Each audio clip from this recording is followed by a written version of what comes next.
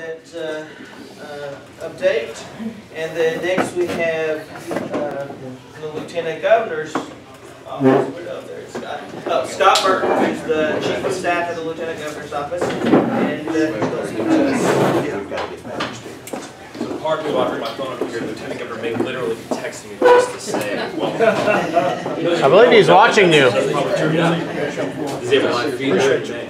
Yes. So Tim sees his role in this legislative session as he does often, speaking into a microphone. He has a big voice, it's a big microphone.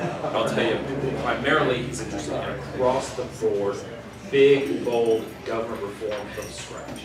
And if you've seen him speak at all in the last 2 years as Lieutenant Governor, you've heard him talk about it. During our DHS reform, he's looked at that. What's efficient use of taxpayer money, which means addressing how employees are handled within the government, how we collect taxes. He's interested in making Arkansas a more attractive place for businesses. But particularly, and I think this session is going to focus on advocating for tax reform. Specifically, military retiree tax breaks. And before I talk a little bit about the policy, let me just say that his philosophy is to start over, start from scratch. So, did all the legislators leave? Okay, well, they would like to hear it. But he's not interested in tweaking at the edges, in addressing a problem here and changing it, and addressing a problem here and figuring out how they work together. He wants to rework the whole thing. So when it comes to military retiree pay, the idea, for those of you who are not, how many military retirees do we have here? Any? Military pay. Okay.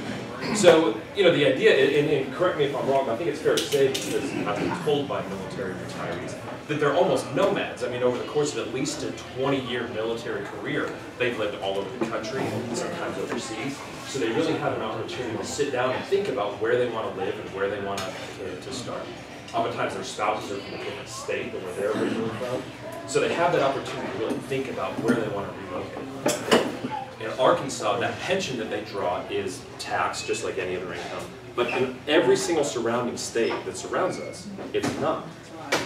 Now, is that going to make the determination for them? I don't know, but there's certainly something they're going to think about. I mean, because as soon as they move across the state, it's a pay raise. It's a pay raise. And they take with them all those skills, all those abilities they developed in the military, all the money they're going to inject into our economy. And the first thing they do is buy a house, pay property tax, then they go start their next career. And they probably have 10, 20, even 30 years of their next career that they can contribute to our economy.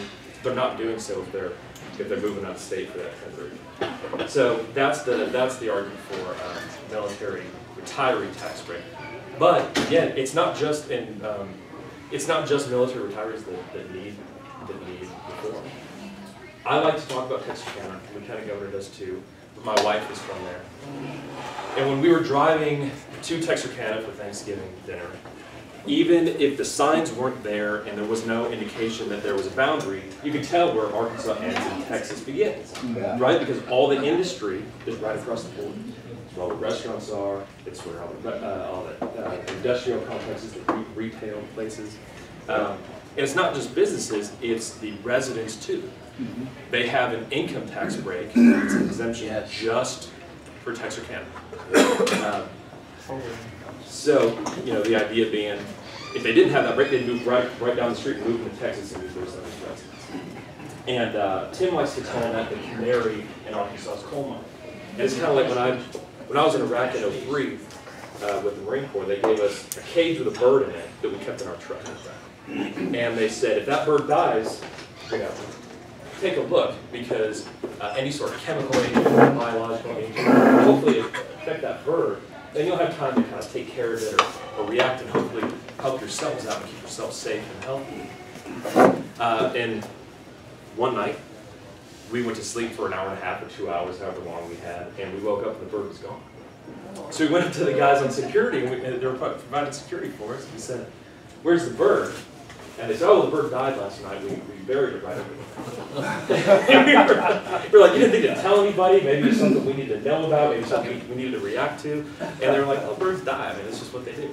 So I guess, you know, the Democrats didn't bury the bird, but as Tim likes to say, they put a respirator on it down in Texarkana to avoid acknowledging the fact that by having such a burdensome tax structure, we're hurting ourselves. We're just going to go ahead and put a respirator on it and give them a break down there and not address it. So that's what he really wants to address.